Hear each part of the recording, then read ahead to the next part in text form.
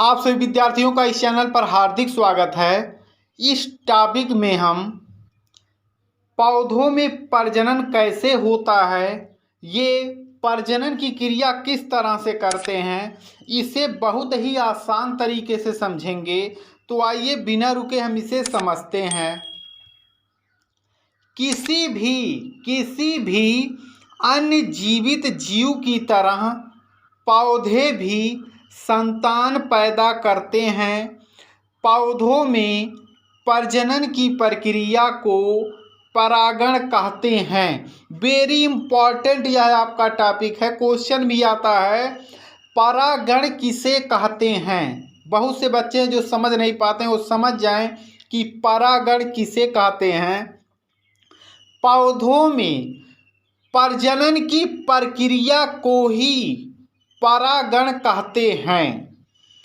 फूलों में नर और मादा यौन अंग होते हैं। फूल के नर यौन भाग को पुंकेसर कहा जाता है। वेरी वेरी इंपॉर्टेंट टॉपिक और स्टेप बाय स्टेप आपको समझाया भी जा रहा है। पुंकेसर क्या होता है तो समझ लीजिए। फूल के नर यौन भाग को पुंकेसर कहा जाता है और मादा यौन भाग को स्त्री केसर कहा जाता है। तो यह टॉपिक आपका क्लियर हो गया होगा कि परागण क्या होता है, पुंकेसर क्या होता है और स्त्री केसर क्या होता है।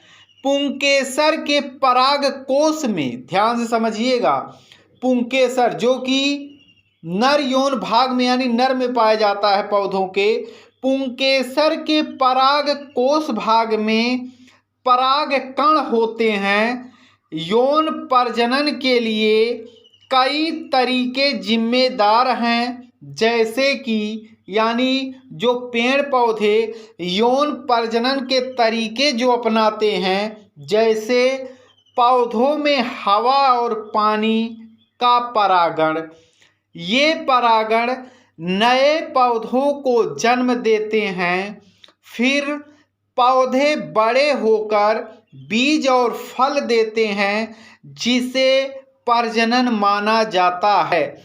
तो इसमें बहुत से ऐसे टॉपिक हैं जो बच्चों को समस्याएं होती हैं, लेकिन उनके जितने भी डाउट होंगे पौधों में प्रजनन के वो सभी क्लियर हो गए होंगे। जैसे परागकण, पुंकेसर, स्त्री केसर, परागकण, परागकोश, ये सभी टॉपिक और किस तरह से पेड़ पौधे यौन प्रजनन की क्रियाएं करते हैं, ये सभी टॉपिक आपके क्लियर हो गए होंगे।